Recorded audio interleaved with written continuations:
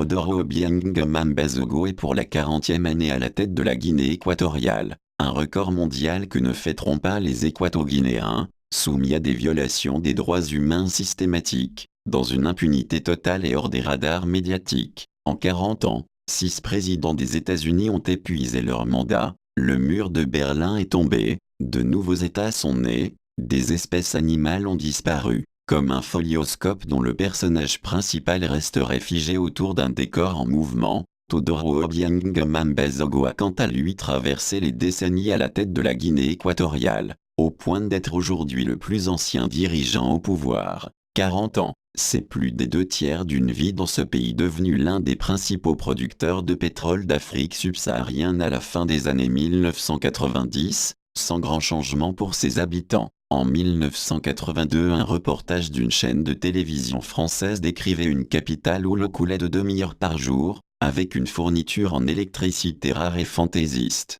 Les quelques journalistes qui ont pu se rendre récemment dans la capitale à la faveur d'occasions telles que des événements sportifs ou des sommets officiels, décrivent des conditions de vie similaires. Derrière la vitrine des routes démesurées et des hôtels de luxe, la capitale de ce pays grand comme Haïti révèle ses bidonvilles faits de cabanes en bois et privées d'eau courante. Moins d'1,5 million d'habitants y vivent comme dans une prison à ciel ouvert, partagée entre une partie continentale et une partie insulaire, l'île de Bioko, où siège le pouvoir. Un pouvoir qui impose la terreur par des exécutions extrajudiciaires, des arrestations arbitraires et des tortures. Black Beach, machine à broyer, comme un vieux gramophone rayé, le gouvernement d'Obiang répète depuis 4 décennies la même musique morbide, rythmée par des tentatives de coup d'État aux contours flous, utilisées comme prétexte à des répressions d'opposants opportunément accusés des crimes et délits les plus divers. Chaque élection est sanctionnée d'une victoire écrasante du président actuel, toujours plus de 90% des voix. Au sommet de la pyramide répressive,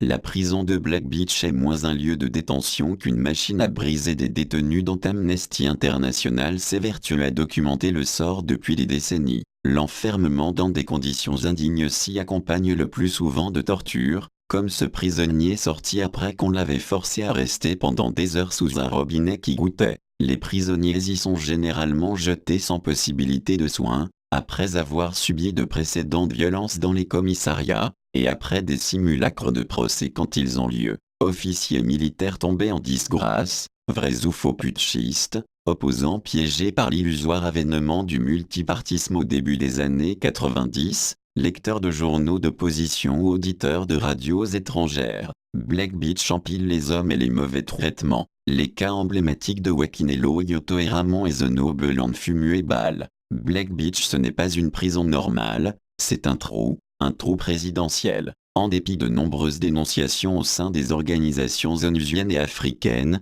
les libertés d'expression et de réunion demeurent étouffées et les arrestations arbitraires sont banales. Les autorités continuent à enfermer à leur guise défenseurs des droits humains et opposants, comme Wakinelo Yoto. Arrêté le 25 février 2019 à son domicile de Malabo, ce membre de la plateforme Somo Plus et du parti d'opposition Convergence pour la démocratie sociale, CPDSI, est actuellement détenu à Black Beach, après avoir, selon des sources fiables, été roué de coups et suspendu par les mains au poste central de police de la capitale. Il est accusé de détenir des informations sur un complot visant à assassiner le président. Ramon Ezono Ebale est quant à lui sorti de Black Beach le 7 mars 2018 après plus de 5 mois d'enfermement. Arrêté à la suite d'un faux témoignage l'accusant de faux monnayage, le véritable tort de cet artiste a été de pourfendre le pouvoir équato-guinéen via des dessins humoristiques. Black Beach ce n'est pas une prison normale,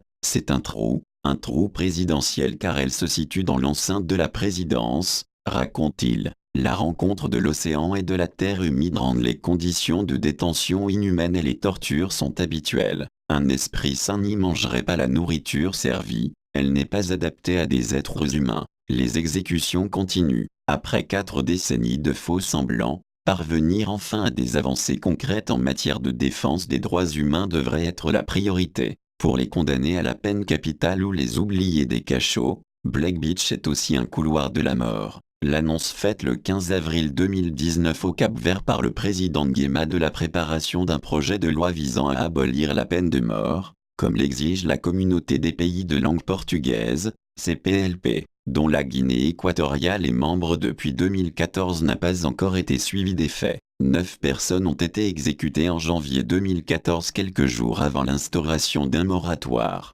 La Guinée équatoriale n'est pas plus ouverte aux recommandations formulées, entre autres, par Amnesty International à l'occasion de son examen devant le Conseil des droits de l'homme de l'ONU en mai 2019, à l'adoption d'une législation reconnaissant et protégeant les défenseurs des droits humains, ou à la ratification du protocole relatif à la Charte africaine portant création d'une Cour africaine des droits de l'homme et des peuples. Les autorités ont préféré l'interdiction début juillet du Centre d'études et d'initiatives pour le développement, c'est l'une des rares ONG indépendantes dénonçant les violations des droits humains dans le pays. En 1982 déjà, Nguema invitait la communauté internationale à aider la Guinée équatoriale à continuer de mettre en place un régime de liberté dans notre pays. Après 4 décennies de faux semblants, parvenir enfin à des avancées concrètes en matière de défense des droits humains devrait être la priorité, et non les intérêts particuliers liés à l'exploitation des ressources naturelles. Pour ce pays dont le silence imposé pousse à l'indifférence, il doit être dit et répété que derrière les murmures de Black Beach, ce ne sont que cris et lamentations. Voilà de nouveaux témoignages qui montrent ce qui se passe dans un pays où l'opposition n'a pas droit de citer que le faux multipartisme du dictateur Obiang et ses faux décrets d'amnistie et sa volonté d'accéder à la démocratie qui n'a jamais existé car il règne sans partage depuis 40 ans sur un peuple soumis et terrorisé par la dictature et la corruption, et comme si cela ne suffisait pas, la Guinée équatoriale est devenue un paradis pour le dictateur ainsi que ceux de son espèce et une terre d'accueil pour les chefs d'État criminels et corrompus.